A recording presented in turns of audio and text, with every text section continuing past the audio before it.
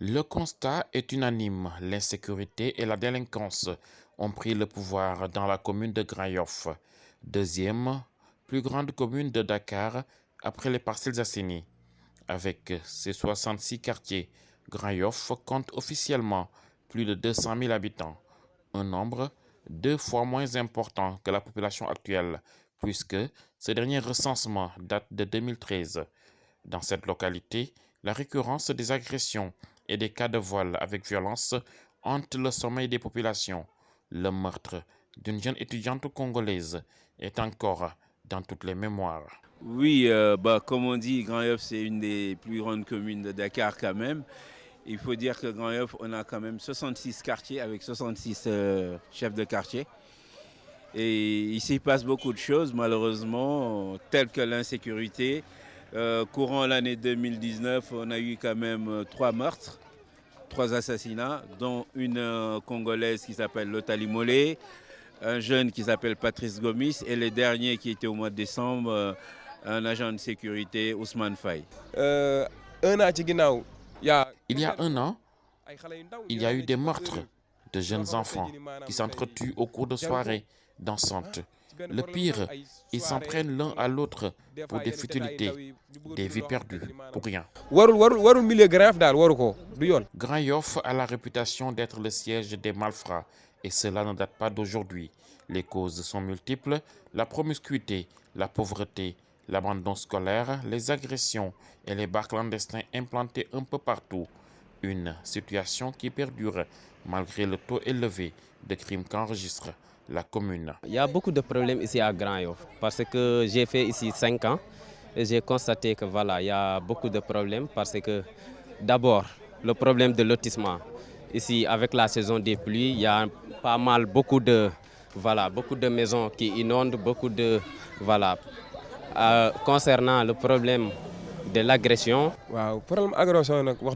Pour ce qui est des agressions, on ne compte plus les cas. Mais sachez juste que la plupart des agresseurs ne vivent pas ici. Ils viennent commettre leur forfait, mais personne ne les reconnaît ici. Il y a le manque de travail ici à Grand Yoff. Les jeunes n'ont pas de travail à faire.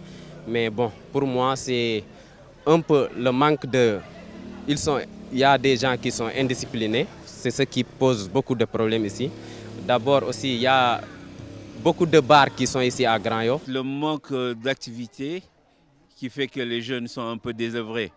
Et certes, il y a du boulot des deux côtés, qui est de l'État et de la commune, pour permettre à ces jeunes de se retrouver un peu, parce que quand on est perdu, on a tendance à faire du n'importe quoi en croyant que quand on parle de vous, c'est intéressant pour vous. Alors que bon, quand vous êtes perdu, le mieux c'est de se rapprocher des professionnels pour vous aider à vous en sortir. Pour ce qui est des solutions, les populations même ont des avis différents.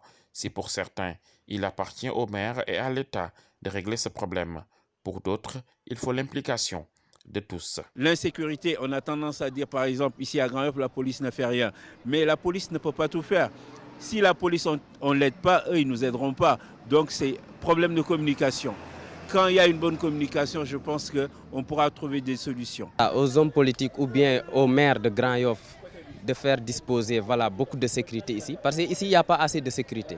La police, c'est souvent, il arrive ici trop tard ou bien, il n'y a pas assez de sécurité ici à Grand Yoff. La commune a sa part de responsabilité, l'État aussi. Mais ce qu'on veut, nous, habitants de Grand Yoff, surtout les jeunes, c'est une occupation pour eux. Aujourd'hui, quand vous rentrez dans Grand Yoff, dans chaque coin de rue, vous voyez des jeunes qui sont là du matin au soir à boire du thé. Et pour eux, ils ne savent pas comment faire. Quand on intervient en leur posant des questions, ils disent parce qu'à Mounioudar, on n'a rien à faire, c'est pour ça, on ne nous aide pas. Mais je pense que c'est bien quand on veut se faire aider, il faut s'aider soi-même. Lors des dernières élections locales, les programmes des différents candidats ont mis à la lumière du jour les difficultés de la commune. Le maire sortant, très proche de la société, a été réélu pour un mandat de 5 ans. Les populations attendent de voir si ces engagements seront respectés.